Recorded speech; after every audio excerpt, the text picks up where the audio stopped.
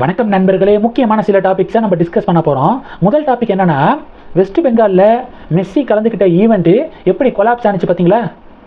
Salt Lake ஸ்டேடியத்தெல்லாம் அடித்து நொறுக்கிட்டாங்க ரசிகர்கள். பெரிய ஸ்கேம் நடந்திருக்கு அப்படின்னு சொல்லிட்டு அங்கே பெரிய டிபேட் நடந்துக்கிருக்கு. இதில் கொடுமை என்னென்னா, மெஸ்ஸிக்கு வெஸ்ட் பெங்காலில் 70 அடி உயரத்தில் சிலை அமைக்கப்பட்டிருக்கு.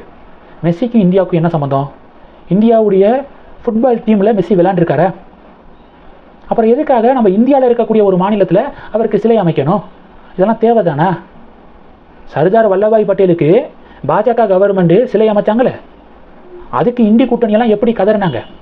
மக்களுடைய வரி பணம்லாம் வேஸ்ட்டு அப்படி இப்படின்னு சொல்லிட்டு எப்படி பதிவுகள் போட்டாங்க, ரைட்டை எழுதுனாங்க. யாராவது ஒரு இந்தி கூட்டணியை சேர்ந்தவர்கள் எதுக்காக மெஸ்ஸிக்கு வெஸ்ட் பெங்காலில் ஸ்டாச்சு அப்படின்னு கேள்வி கேட்டதை எங்கேயாவது பார்த்தீங்களா அப்படின்னு சொல்லிட்டு பாஜக செக் வைக்கிறாங்க. ஒன்று, ஹைதராபாத்தில் மெஸ்ஸி அவர்கள் ஈவெண்ட் நடந்துச்சு. மெஸ்ஸியோட ஃபோட்டோ எடுக்கிறதுக்கு 10 லட்சம் ரூபாயாம். 10 லட்ச ரூபா கொடுத்து மெஸ்ஸியோட ஃபோட்டோ எடுத்துக்கலாம் அப்படின்னு சொல்லிட்டுலாம் நடந்திருக்கு.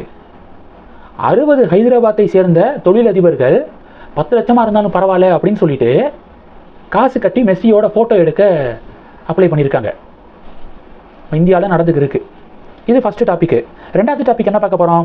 இன்னொரு விஷயம், மெஸ்ஸிக்கு இவ்வளோ பெரிய ஸ்டாச்சு வைக்கிறதுக்கு பதிலாக சுனில் சேத்ரி அப்படிங்கிற நம்ம இந்தியாவுடைய லெஜெண்டுங்க, ஃபுட்பால் லெஜெண்டு சுனில் சேத்ரிக்கு ஸ்டாச்சு வச்சுருந்தா பரவாயில்ல, மெஸ்ஸிக்கு சம்மந்தமே இல்லாமல் எதுக்காக இந்தியாவில் ஸ்டாச்சு அப்படின்னு சொல்லிட்டு தான் தொடர்ந்து இந்த கேள்வி தான் மைண்டுக்குள்ளே ஓடிக்கிட்டே இருக்குது.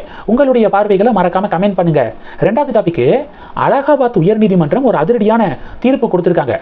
ஜீவனாம்சம் தொடர்பாக ஒரு அதிரடி ஜட்ஜ்மெண்ட் கொடுத்துருக்காங்க. அது என்ன அப்படிங்கிறத பார்க்கலாம்.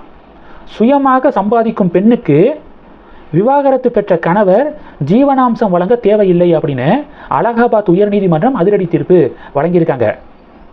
விவாகரத்து வழக்கு ஒன்றில் பெண் ஒருவர் தான் படிக்கவில்லை என்றும் வேலையும் இல்லை, அதனால கணவர்கிட்ட இருந்து ஜீவனாம்சம் வேண்டும் அப்படின்னு சொல்லிட்டு கோர்ட்டை அப்ரோச் பண்ணியிருக்காங்க. ஆனால் கோர்ட்டு விசாரணையில் என்ன தெரிய வந்திருக்குன்னா, அந்த பெண் பிஜி படிச்சிருக்காங்க, வெப் டிசைனராக வேலை பார்த்துக்கிட்டு இருக்காங்க அப்படிங்கிறது கோர்ட்டுக்கு தெரிய வருது. உடனே அதிரடியாக கோர்ட் என்ன சொல்லியிருக்காங்கன்னா, சுயமாக சம்பாதிக்கிறாங்க அவங்க, அதனால விவாகரத்து பெற்ற பின் கணவர்கிட்ட இருந்து ஜீவனாம்சம் பெற தேவையில்லை அப்படின்னு சொல்லிட்டு அதிரடியான தீர்ப்பு வழங்கியிருக்காங்க. இப்போ அலகாபாத் உயர்நீதிமன்றத்துடைய தீர்ப்பு இன்னைக்கு ஒரு பெரிய பேசு பொருளாக மாறி இருக்கு. உங்களுடைய பார்வை என்ன? நீதிமன்றத்துடைய தீர்ப்பு சரிதான் அப்படின்னு சொல்றீங்களா, இல்லை இல்லை அப்படின்னு சொல்றீங்களா? கமெண்ட் பண்ணுங்க.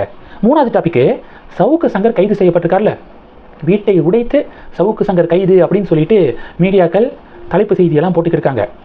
நான் நேற்று போட்ட வீடியோலே சொல்லியிருந்தேன், ஒரு சில விஷயங்களுக்கு பொங்காமல் கொந்தளிக்காமல் அமைதியாக உட்காந்து ரசிக்கணும், ரிலாக்ஸாக வேடிக்கை பார்க்கணும்.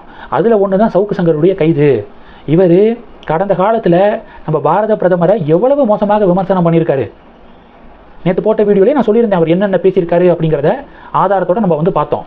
அதனால் சவுக்கு சங்கருடைய கைதை கண்டித்து பாஜக தலைவர்கள் அறிக்கை வெளியிட வேண்டிய அவசியம் இல்லை அப்படின்னு நேற்று போட்ட வீடியோவில் சொல்லியிருந்தேன். சொல்லி கொஞ்ச நேரத்தில் பாஜக மாநில தலைவர் நயினார் நாகேந்திரன் அவர்கள் சவுக்கு சங்கருடைய கைதை கண்டித்து அறிக்கை வெளியிட்டிருக்காரு. தேவையே இல்லை. Bro ADMK person Savukku Shankar.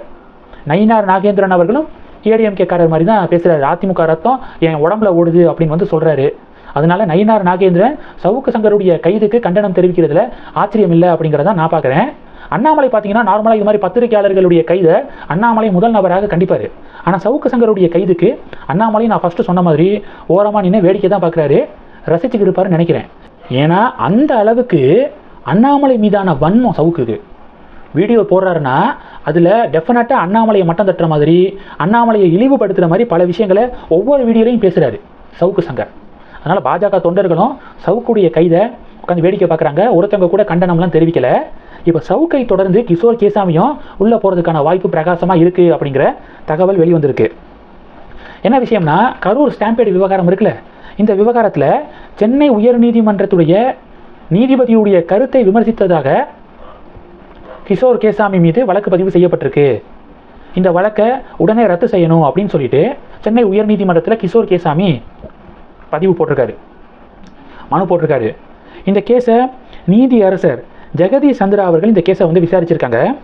இதில் அரசு தரப்பு வழக்கறிஞர் என்ன சொல்லியிருக்காங்கன்னா, நீதிபதியுடைய தீர்ப்பில் உள்நோக்கம் கற்பிக்கும் வகையில் விமர்சனம் பண்ணியிருக்காரு இவர் கிஷோர் கேசாமி.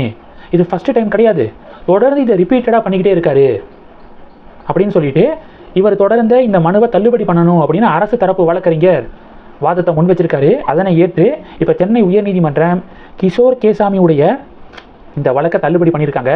அதனால் கிஷோர் கேசாமியும் எப்பொழுது வேண்டுமானாலும் கைது செய்யப்படலாம் அப்படிங்கிற தகவல்கள் வெளிவருது. நார்மலாக இந்த விவகாரத்தை கவனிச்சிங்களா? ஒரு நீதியரசர் ஒரு தீர்ப்பு கொடுத்துருக்காரு, அந்த தீர்ப்பை விமர்சனம் செஞ்சுருக்காரு. நீதியரசரை உள்நோக்கம் கற்பிக்கக்கூடிய வகையில் விமர்சனம் பண்ணியிருக்காரு அப்படின்னு சொல்லிட்டு தான் கிஷோர் கேசாமி மீது வழக்கு பதிவு செய்யப்பட்டிருக்கு. ஜஸ்டிஸ் GR சுவாமிநாதன் விவகாரத்தில் இண்டி கூட்டணி ஆதரவாளர்கள் பண்ணது என்ன? இதே தானே பண்ணாங்க. GRS ஹிந்து முன்னணி ஆதரவாளர், RSS அப்படின்னு சொல்லிட்டு இண்டி கூட்டணி ஃபாலோவர்ஸ் எல்லாமே இதை தானே பண்ணாங்க. கிஷோர் கேசாமி பண்ணதானே பண்ணாங்க. இருந்தாலும் கிஷோர் கேசாமி கைது செய்யப்பட வேண்டியவர் தான்.